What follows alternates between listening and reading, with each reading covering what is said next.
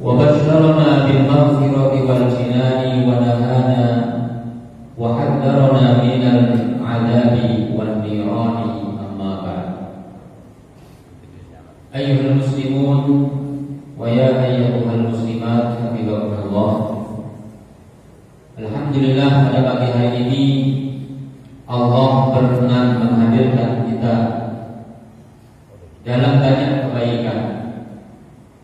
Kebaikan saat kita mensyukuri nikmat atas dibangkitkannya kita dari tidur panjang kita. Kebaikan saat kita diberikan kesempatan untuk melaksanakan salat subuh, salatul fajr jama'atan. Kesempatan untuk kebaikan untuk bertafaqquh fiddin, berkumpul di salah satu rumah dari rumah-rumah Allah untuk mudarasatul Quran, belajar Al-Quran dengan ajarannya. Dan mudah-mudahan ini semuanya menjadi pertanda bahwa Allah Subhanahu wa taala menginginkan kita menjadi orang-orang yang baik dan orang-orang yang meraih kebaikan. Rasulullah bersabda dalam hadis yang diriwayatkan oleh Abu Sufyan dan diriwayatkan oleh Muawiyah bin Abi Sufyan, "May yuridillahu bihi khairan yufaqihu fid-din." Siapa yang dikehendaki oleh Allah kebaikan, maka Allah akan berikan pemahaman terhadap agamanya. Kajian kita pada pagi hari ini adalah berkaitan dengan hifdzu an-nafsi min maqasidis syariah. Menjaga jiwa, melindungi nyawa adalah termasuk tujuan syariat. Tujuan syariat yang diturunkan oleh Allah kepada kita dengan seluruh ajaran-ajarannya. Di antaranya adalah dalam rangka untuk menjaga amanah nyawa yang Allah titipkan kepada kita. Hari-hari ini kita seringkali mendengar terjadinya kriminalitas berupa penghilangan nyawa yang bukan hanya dilakukan oleh orang yang tidak dikenal. Bahkan perbuatan itu dilakukan dalam satu rumah.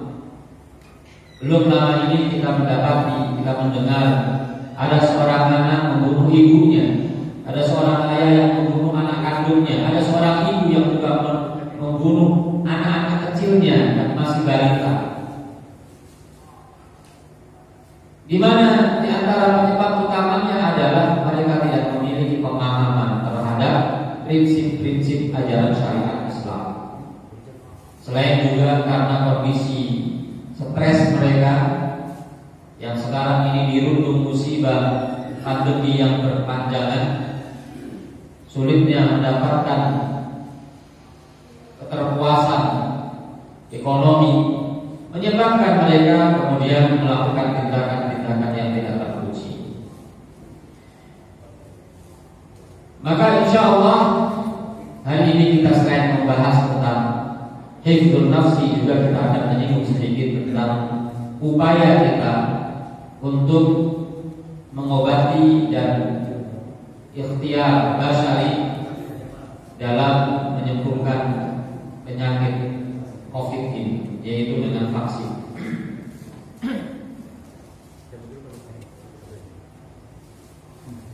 Allah Subhanahu wa taala mengkaruniakan kehidupan kepada manusia dalam rangka untuk melaksanakan salah satu tugas besarnya. Tugas besar manusia yang diberikan hidup adalah agar ia menyembah Allah Subhanahu wa taala dan menjaga seluruh aset alam semesta ini dengan sebaik-baiknya. Tugas untuk beribadah kepada Allah disebutkan oleh Allah dalam Al-Quran, "Wa ma khalaqtul jinna wal insa illa liya'budun." Bahwa tidaklah Aku ciptakan jin dan manusia kecuali untuk menyembah Allah. Tugas untuk menjaga aset alam semesta termasuk di dalamnya adalah menjaga nyawa. menjaga ketentraman, menjaga kedamaian adalah ketika manusia diberikan tugas sebagai seorang khalifah, seorang penjaga, seorang wakil, seorang yang mengatur dunia ini dengan cara-cara yang ditetapkan oleh Allah. Wa qala rabbuka lil malaikati inni ja'ilun fil ardi khalifah. Dan ingatlah ketika Tuhan kamu berkata kepada para malaikat, sesungguhnya aku menciptakan manusia menjadi khalifah.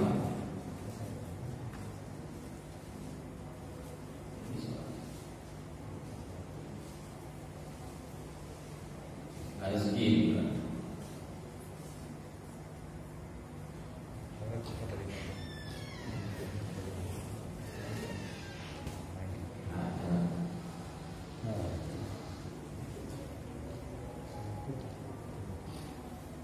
Jadi sekali lagi bahwa Allah memberikan karunia kepada manusia kehidupan dalam rangka untuk melaksanakan dua tugas. Tugas sebagai hamba Allah beribadah kepada Allah, dan tugas menjadi khalifah untuk mengatur alam semesta agar senantiasa damai.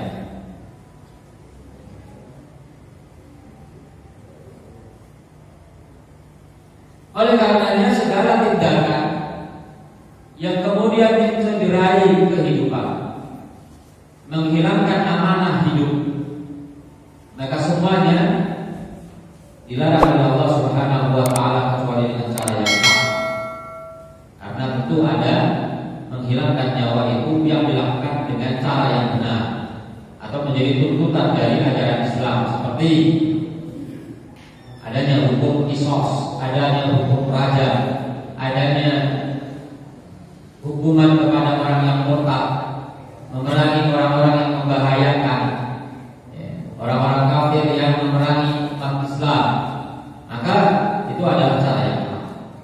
Tetapi pada prinsipnya adalah bahwa Islam agama satu-satunya yang kemudian perhatiannya paling besar terhadap penghormatan terhadap nyawa tersebut.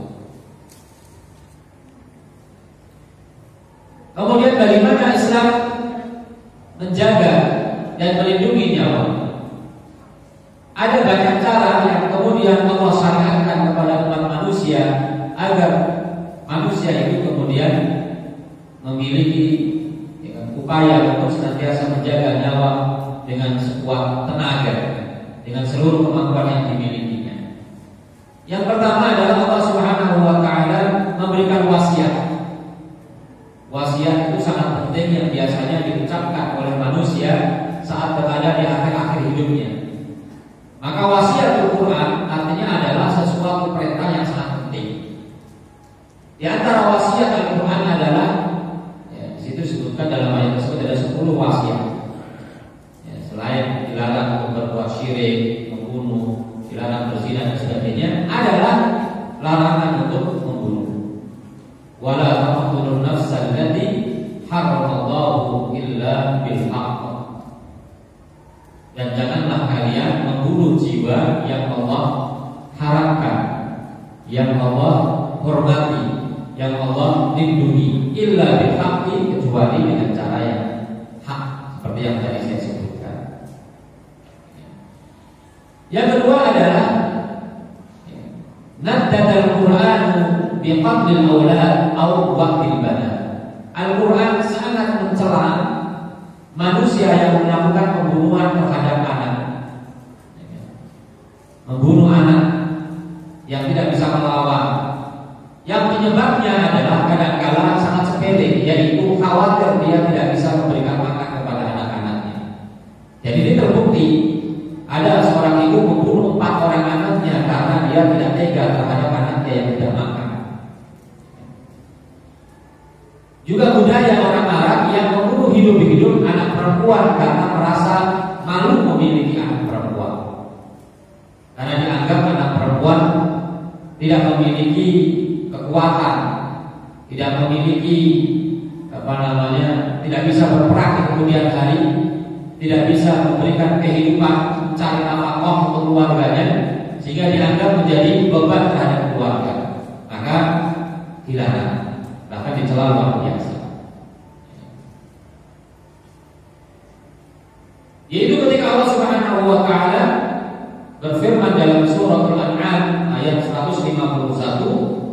Wala taqtulu auladakum min imlaqin. Janganlah kalian membunuh anak-anak kalian hanya disebabkan karena imlaq, khawatir miskin. Min imlaq ini bukan berarti kemudian menjadi syarat larangan pembunuhan terhadap anak. Jangan sampai kemudian dipahami keliru. Berarti membunuh anak bukan karena khawatir miskin, tidak apa-apa. Ini adalah dalam rangka untuk menceritakan kondisi bangsa Arab pada saat itu, di mana ada sebagian mereka yang membunuh anaknya karena khawatir miskin, khawatir tidak bisa memberikan makan kepada anak-anak tersebut. Ya, kita tahu bagaimana kondisi ekonomi dan kondisi geografis tanah Arab.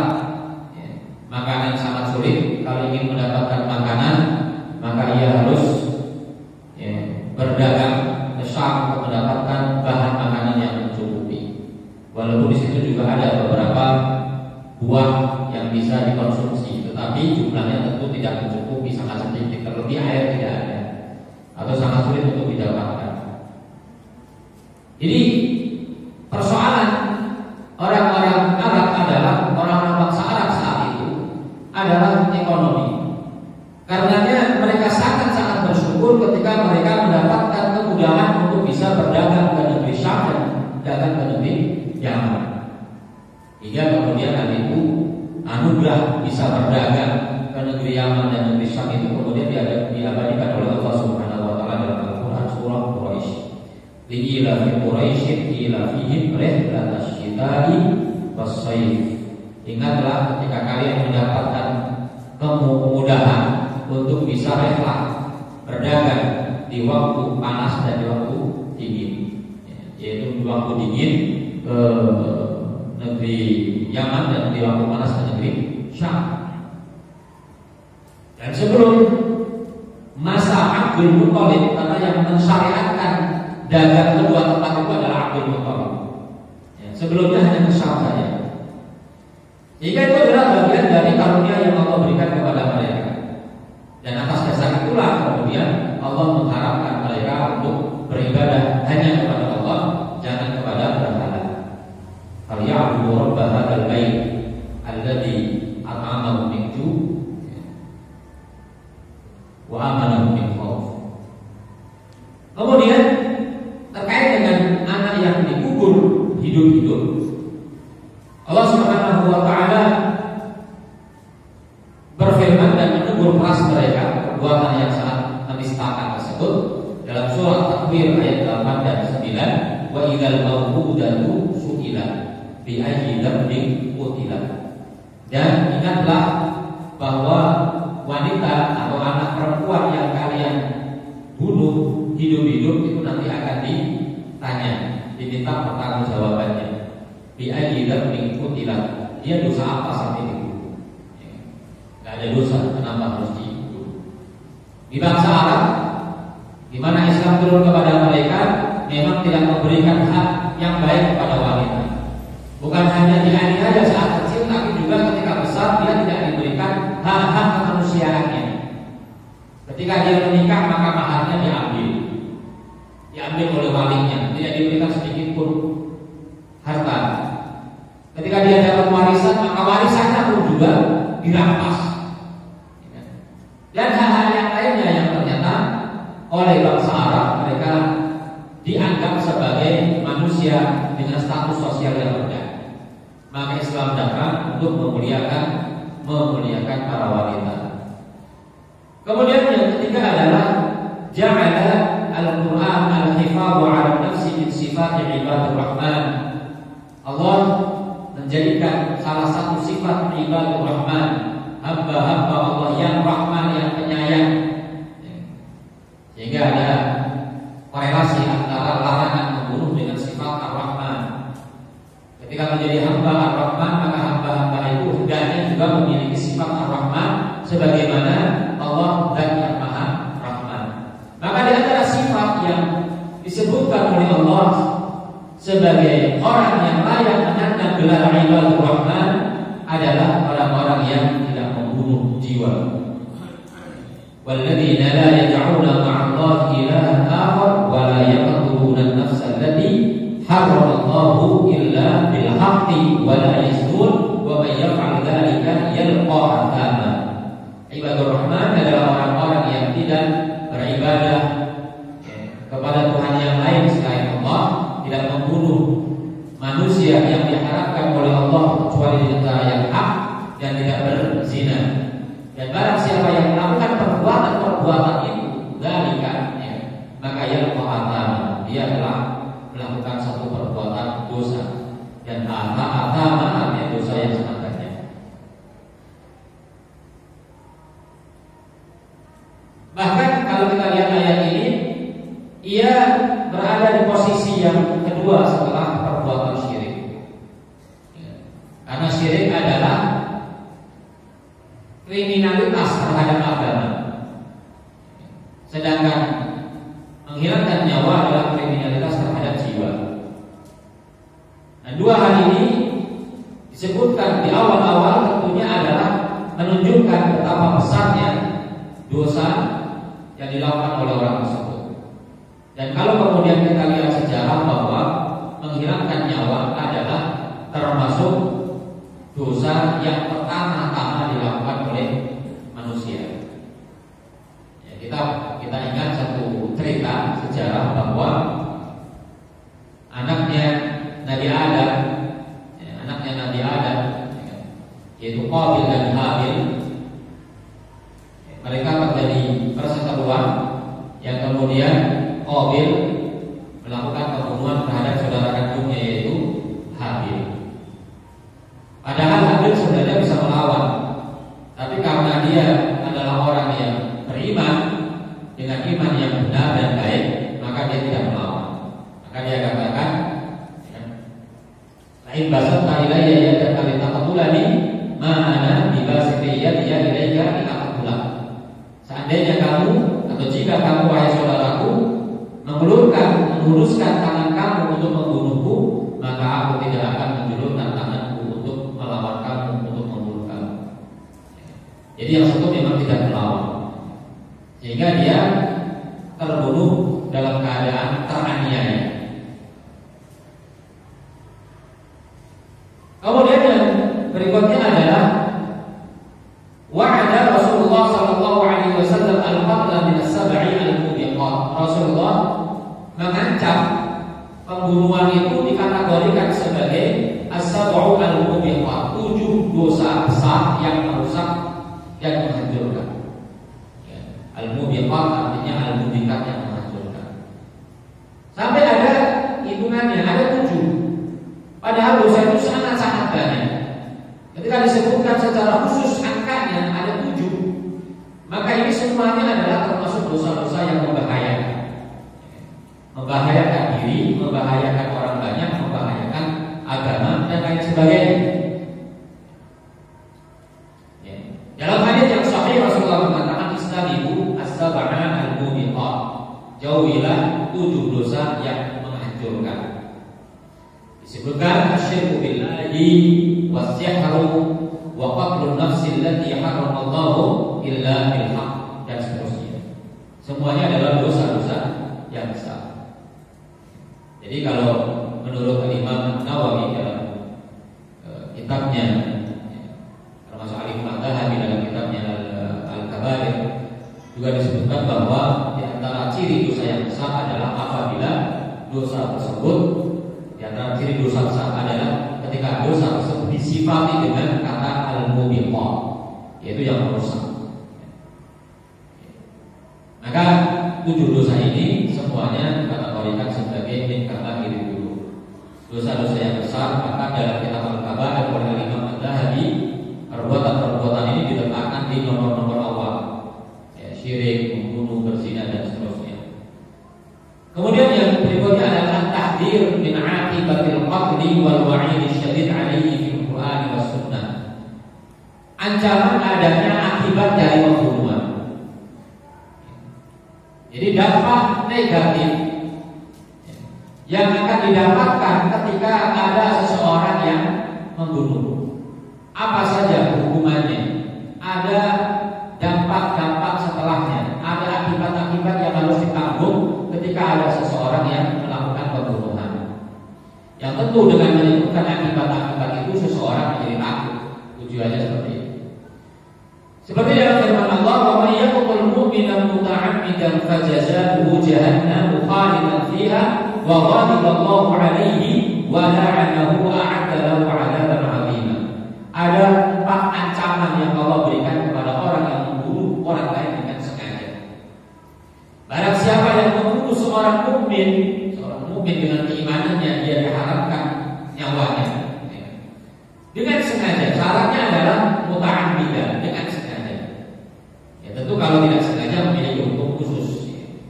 Dengan sengaja itu dia punya rencana dan dengan menggunakan senjata yang bisa memiliki sifat membunuh. Rencananya ada, tapi sifat senjata yang digunakan tidak membunuh, maka tidak masuk dalam kategori muta'ammidan.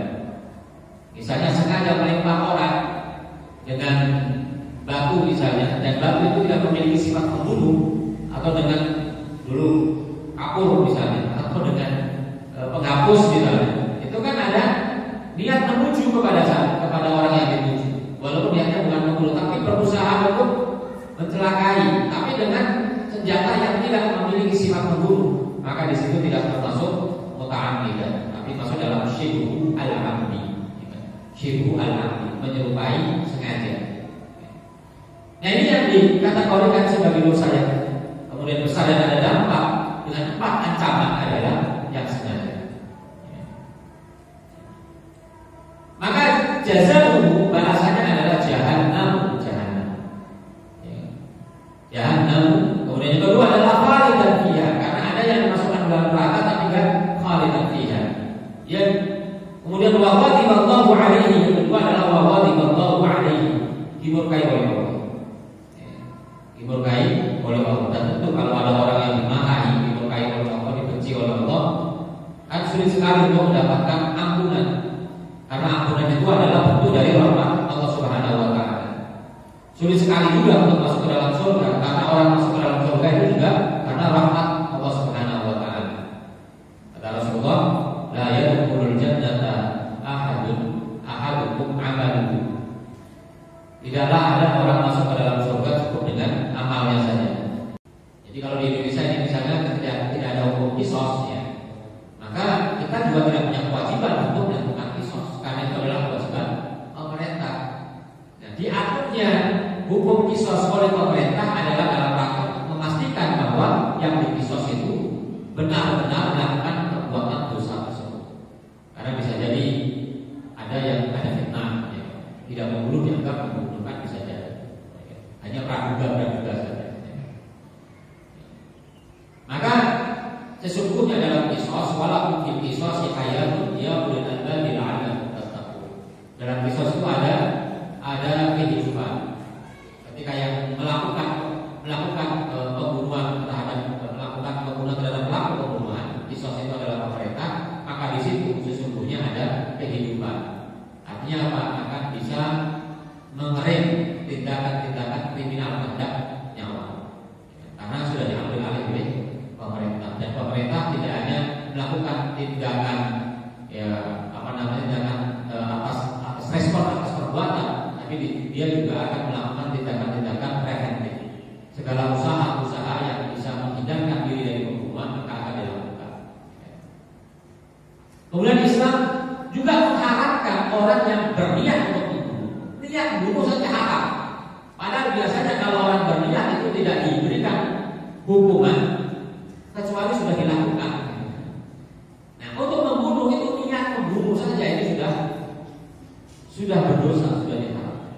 Nah, ini dalam terisyaratan ya dalam sebuah hadis Rasulullah SAW mengatakan, idza taqal muslimani bi sayfihima, kalau ada 2 orang Islam sudah sama-sama membawa pedang, membawa senjata, maka al-qatilu wal maqtulu finnar, maka yang membunuh dari hasil peperangan itu dan yang kemudian terbunuh kalah, dua-duanya di dalam neraka.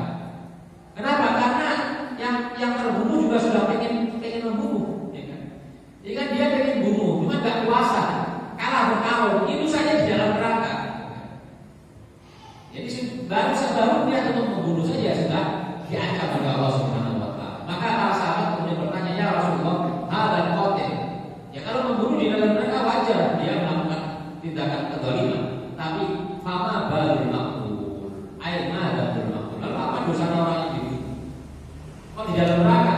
dia terbunuh, udah penganiayanya kok masuk neraka juga. Kata Rasulullah, annahu kana harisan ala qatli sahibi, karena dia juga pengen membunuh saudaranya. Maka di dalam sejarah. Baik, kemudian ini masih banyak, termasuk tahrimul intihar, larangan untuk bunuh diri, ya kan?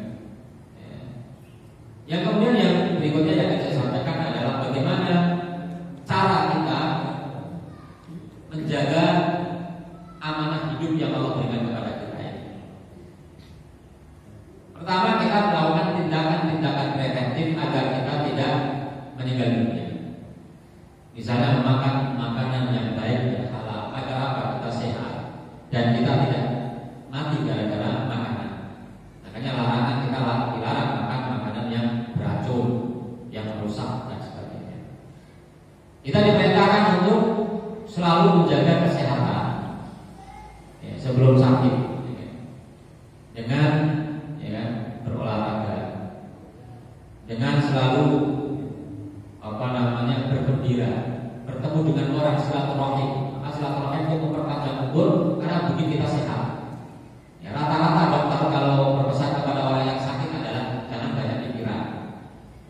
Pikiran kita hilang, banyak pikiran kita itu hilang, tidak banyak pikiran. Itu kalau kita bertemu dengan orang. Maka orang-orang yang punya penyakit stres dan sebagainya itu disuruh ketemu sama orang, ya, diajak jalan-jalan, ketemu sama banyak orang, ngobrol dan sebagainya, maka dia lupa itu stresnya.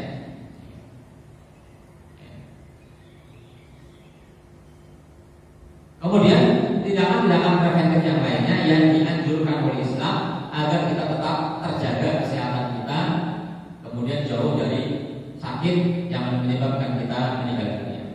Yang kedua adalah tindakan yang kita lakukan untuk mengobati kalau kita sakit. Karena di antara penyebab orang meninggal dunia ya sakit. Maka ketika kita sakit maka kita berobat. Rasulullah juga ketika sakit beliau berobat. Ketika Rasulullah terluka dalam perang Uhud misalnya, dia Rasulullah diobati oleh suster Rufaidah al-Aslamiyah dalam satu tenda. Itu ada namanya klinik Rufaidah al-Aslamiyah. Itu tenda di pojokan masjid. Itu diobati. Jadi semua orang yang kemudian sakit diobati. Kemudian termasuk memakan, termasuk berbekam. Rasulullah juga berbekam itu dalam rangka menjaga kesehatan. Kemudian minum habatus sauda, al-habatus sauda dawa kulikul lidah. Karena ada namanya al-fustul hindi. Ternyata juga ada hadisnya. Ini baru muncul sekarang ini saja. Padahal itu kan hadis sudah tersampaikan 14 abad yang lalu, 15 abad yang lalu, tapi baru kemudian kita punya perhatian dalam masalahnya. Fustul hindi dan sebagainya adalah ajaran-ajaran Rasulullah yang kemudian tujuannya adalah agar kita terjaga kesehatan kita. Dan di antaranya adalah tentu yang sekarang ini kita berada dalam ancaman penyakit yang luar biasa, ya kan? Penularan yang sangat luar biasa. Walaupun kata orang ya virus ini tidak jauh beda dengan virus-virus yang lainnya, yang bisa disembuhkan dengan cara-cara yang sama dengan virus-virus yang lainnya. Ketika kita menjaga imun, ya kan? Kemudian kita menjaga jarak, ya, supaya tidak tertular itu juga sama dengan yang lainnya. Tetapi perbedaannya adalah penyakit ini kemudian bisa ketika sudah masuk ke dalam tubuh kita itu menyerangnya cepat sekali. Serangannya luar biasa dahsyat. Serangannya cepat sekali. Kalau kita main bola itu serangannya kayak Messi itu kan cepat sekali sampai ke bawah. Ya kan? Padahal yang lainnya juga berpotensi untuk membuat gol juga. Tapi ini sangat dahsyat.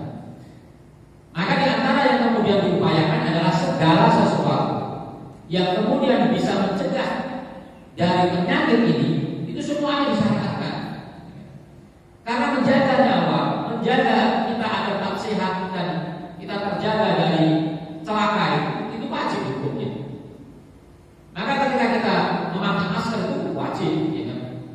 Meninggalkan kerumunan itu wajib. Semuanya yang kemudian menghindarkan diri dari segala potensi untuk tertular itu adalah hukumnya semuanya wajib. Termasuk diantaranya adalah mengkonsumsi obat-obatan dan vaksin. Nah, kita berbicara kemudian bagaimana vaksin ini. Saat ini yang bisa kemudian membuat kita terlindungi dari penyakit itu diantaranya adalah dengan vaksin tersebut. Vaksin tentu tidak semua orang bisa mengaku bahwa vaksin ini efektif. Tetapi yang kemudian menjadi rujukan bahwa vaksin ini direkomendasikan efektif atau tidak tentu adalah ahlinya. Ahlinya. Kita bukan ahli. Tentu kita tidak bisa berkomentar. Yang ahli adalah pertama orang-orang yang berkompeten di bidangnya, yaitu ahli kesehatan. Maka yang kemudian boleh memberikan jas bahwa ini efektif atau tidak adalah ahli kesehatan. Karena kita diperintahkan oleh Allah untuk fas'alu ahla dzikri untuk datang. Kemudian berkaitan dengan halal haramnya, maka ada yang memiliki keahlian dalam bidang itu, yaitu tentu para ulama. Para ulama. Apa kata para ulama tentang kehalalan dan kebolehan menggunakan vaksin yang saat ini beredar? Ternyata juga para ulama yang diwakili oleh Majelis Ulama Indonesia telah menyatakan bahwa vaksin ini aman atau boleh dikonsumsi, halal dikonsumsi. Apakah sepakat? Tentu tidak sepakat. Para ahli kesehatan juga tidak sepakat. Para ulama juga tidak sepakat. Tapi permasalahan ini tidak sepakat itu biasa, ya kan? Itu biasa.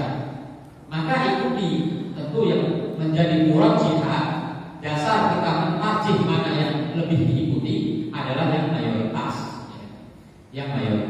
yang lebih banyak. Salah satunya murajjihnya itu sama dengan kita dalam melaksanakan amal-amal ibadah kita, itu kan ada yang perbedaan pendapat di antara para ulama itu biasa. Misalnya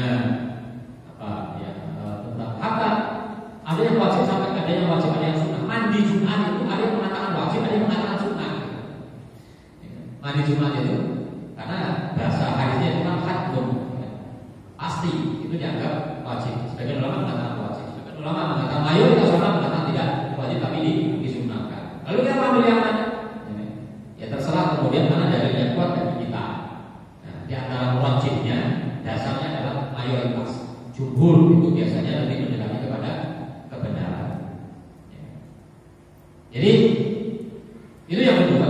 Fas'alu ahla dzikri kuntum la ta'lamun. Jadi perbedaan pendapat di antara para ulama ada yang setuju, ada yang tidak, itu biasa. Maka kita mengikuti mana yang lebih kuat dari itu. Yang ketiga adalah kalau kemudian hal-hal yang diperbolehkan, hal-hal yang dianggap bisa memberikan manfaat, ternyata ada sebagian dampak negatifnya, maka itu juga hal yang biasa. Contoh misalnya, jangan kemudian kita tidak mengerjakan sholat gara-gara melihat ada orang yang sholat tapi dia suka berbuat maksiat.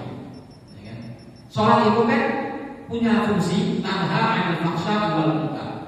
Sholat mencegah perbuatan keji dan munkar. Apakah semua orang yang sholat itu kemudian bisa meninggalkan kemungkaran? Ada sebagian orang yang kemudian ternyata sholat iya, tapi korupsi iya,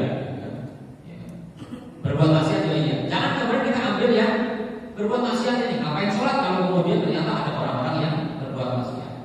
Sama dengan ketika kenapa kita memakai vaksin kalau kemudian ternyata masih tertular juga, ya kan? Ternyata juga menyebabkan ada yang pingsan dan sebagainya. Tapi kan itu kasus 1-2 orang, ya, yang menurut cerita dalam 67% itu efektif. Ya. Itu biasa. Kita sakit biasanya minum, misalnya dulu ya kita minum Budek. Apakah semua penyakit bisa diobati dengan Budek? Ketika kita pusing, ternyata banyak penyakit pusing yang kemudian tidak sembuh dengan Budek, kita sebut mereknya Budek. Tapi kemudian tidak kemudian kita anti kepada Budek tersebut, tetap aja kapan-kapan kita akan Budek juga. Nah, ini juga sama. Ya. Asal ini secara zahir tidak menimbulkan mudarat yang lebih besar, maka tetap kita meyakini di situ ada manfaat yang bisa kita pakai. Yang mudah-mudahan dengan hadirnya perkembangan keilmuan, vaksin semakin baik, dan mudah-mudahan pas jamaah kita kemudian vaksin sudah mulai lebih baik daripada yang sekarang. Kalau yang